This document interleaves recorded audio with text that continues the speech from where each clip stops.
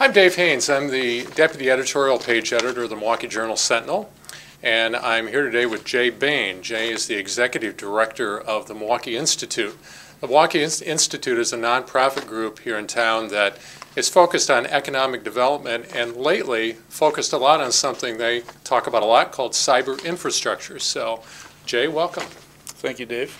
And Jay, I wonder if you could start by just explaining what you mean by cyber infrastructure and relate that back to what that might mean for job creation in our region.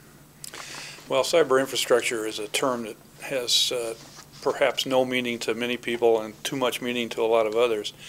I think an easy way to think about it is it's the IT infrastructure of the region that supports collaborative computing, the sharing of information, and it involves creating a fabric of communications circuits, data centers, and computing resources that people can share when they choose to collaborate. And how is that different from what we have now? What is it that you envision we ought to be doing more of here? Well, the region is fairly well endowed with both IT personnel, that is, employment is quite high in this region. It tends, however, to be buried inside of other accounting for individuals in various market segments, such as financial services and manufacturing and what have you. Likewise, the IT infrastructures tend to be buried inside of institutions, and they're not interconnected. And that really challenges us to collaborate if collaboration means the sharing of data or the development of applications, or as we recently saw in the Clinical Translational Science Institute funding from the NIH, the ability to tie together our research institutions on behalf of grand challenge class problems. The federal government is forcing collaboration, in other words, with the grant process. They are encouraging it, if not forcing it.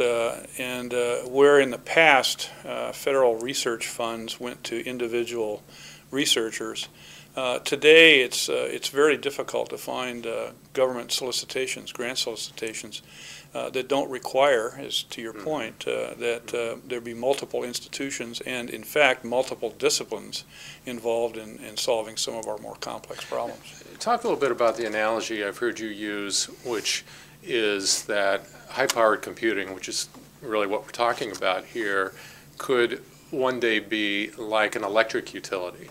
In the past, companies had their own sort of power plants. Now they don't. They're on the grid. How would that work? Well, the equivalent of the turn of the 20th century of individual organizations having their own power plants.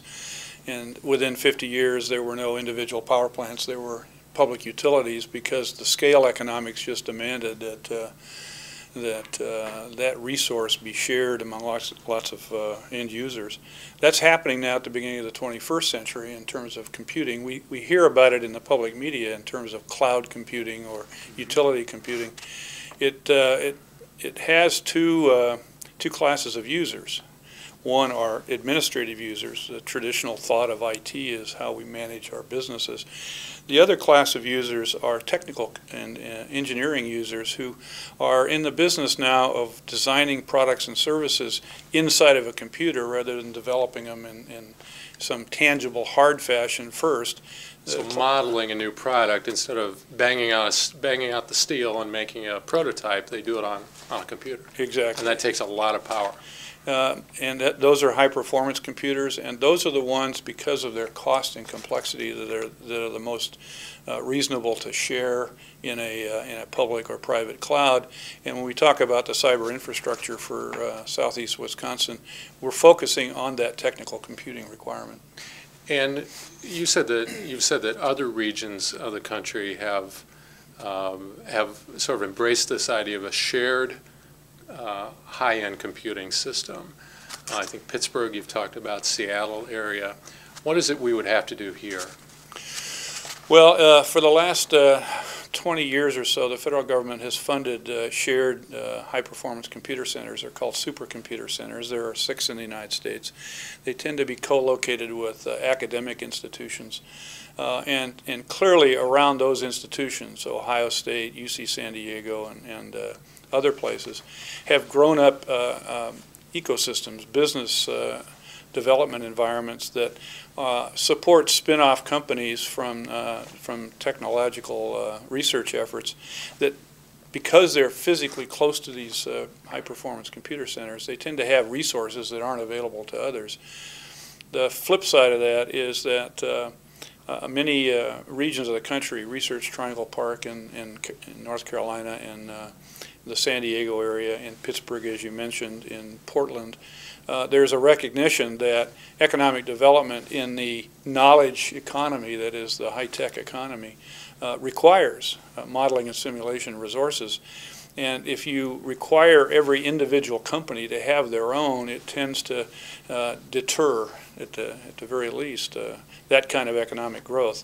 So in this region, and we're challenged with economic development here in many ways, including workforce development, we think that having a resource, a regional resource that can be used by educational institutions all the way down to MPS and up through collaborative work between the research institutes and the commercial enterprises would spur not only economic development, but would provide resources for startup companies and other things. And finally, just talk a little bit about how infrastructure in the past has led to economic development and how you see this as sort of the new sort of infrastructure that we need.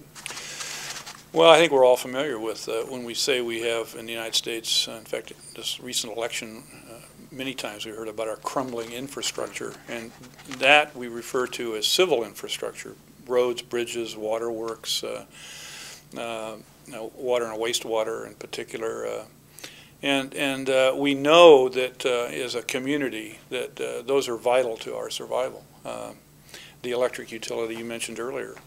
In this day and age where there is not a human endeavor that you can find that isn't dependent to a large degree on information technology, developing an infrastructure that supports the efficient use and sharing of information and inexpensive and complex computing systems is the current generation's addition to our infrastructure, and I think to our benefit, the conversations now being had, to our detriment, we have some catch-up to do. Mm-hmm. And the idea of a shared infrastructure can also encourage collaboration in and of itself. It is an enabler, absolutely. And that doesn't take away from the fact that individual institutions have the responsibility and right to build up their own internal infrastructures.